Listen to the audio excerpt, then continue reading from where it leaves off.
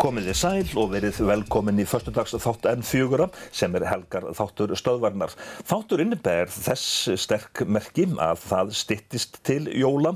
Þriðji í aðventu einmitt á sunnudeginum. Við ætlum að fletta bókum í þættinum, fáum hugljúfar jólasögur og svo auðvitað jólatónlist. En við byrjum á merkilegri bók sem hefur komið út í 20 ár liðlega. Þetta eru útkallsbækurnar. Óttar Sveinsson, rithöfundur, velkominn. Takk fyrir. Þessi útkallsbók sem að núna að koma út, númer hvað hún? Hún númer 24. Já, þið sjálfsagt grunaði þetta ekki þegar þú skrifaði fyrstu bókina? Nei, það var víst alls ekki inn í myndinni að maður færi að... Ég gerði eina bók þyrlusveit Landhelgisgæslunnar og það bara fór svo bara að vinda upp á sig og þetta bara búið að vera einu sinni núna á ári. Reiðarslag í Eyjum yfirskrift þessara bókar. Já. Þetta sem sagt belgískan togara eða ekki sem að fórst þarna eða strandaði. Jú, þetta belgísku togari sem að fer þarna upp í hraunið í Vestmannaeyjum og þarna eru menn að horfast í augu við dauðan í 7 klukktíma. Þannig að það mikil dramatík í þessari frásögn. Já, þetta já, og svo fara Vestmannaeyingar 50 á vettvang og yfir hraun og erfitt og Þannig að þetta var bara mjög erfið björgun, erfið tími þannig fyrir þessar Belgíumenn og þannig já. Hvað voru margir í áhöfn? Það voru 8 í áhöfn og það eru 2 sem eru sendir hérna í gúmmíbát fyrst og þeir fara hérna í brimið og velkjast þannig að þetta Já, þetta gríðarleg dramatík sem á sér stað svo eftir þetta og þarna kannski athyglisverðast það að Vestmannaeyingar sem koma á vettvang. Þeim tekst að bjarga þarna fyrstu mönnum til að byrja með. En síðan gerist það að þeir vita ekki af mönnum sem eru á lífi í skipinu. Það að segja að þeir vita ekki að þeir eru á lífi. En þeir sem að Vestmannaeyingarnir lögðu þeir sig í lífshættu? Já, það endaði svo þannig að þarna lögðu þessi björgunaratburður einn svo dramatískasti björgunarsögu Íslendinga þannig að þetta fór þannig að það var þarna læknir og hjálparsveitarmaður sem lögðu sig í stórkostlega lífshættu og fleiri. Þannig að fyrir það kannski þessi atburður þekktastur. Nú náttúrulega mátt þú svo sem kannski ekki segja of mikið frá, en hvernig gengur að afla heimilda í svona bók?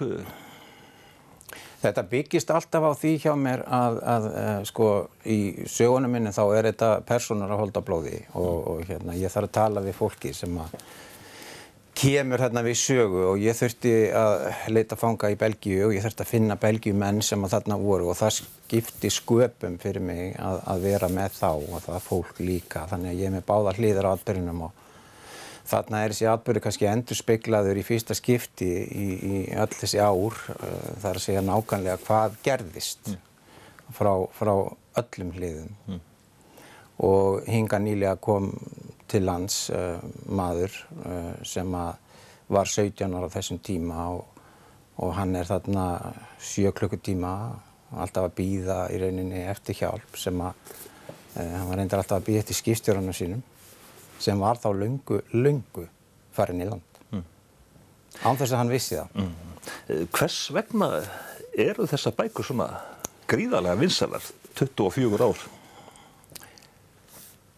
Já, þetta sko, við erum lítil þjóð og við þekkjum alltaf einhvern sem nálægt okkur og þetta hefur gríðarlega sterka skírskotun til íslensku þjóðarsálarinnar þegar við erum farin að segja frá okkar dýpstu tilfinningum og upplifunum og hvað við erum að gera og hvar það gerðist. Þannig að við finnum okkur alltaf, við eigum svo auðvelt með að setja okkur inn í þessar atburðarásir sem eiga sér stað þarna.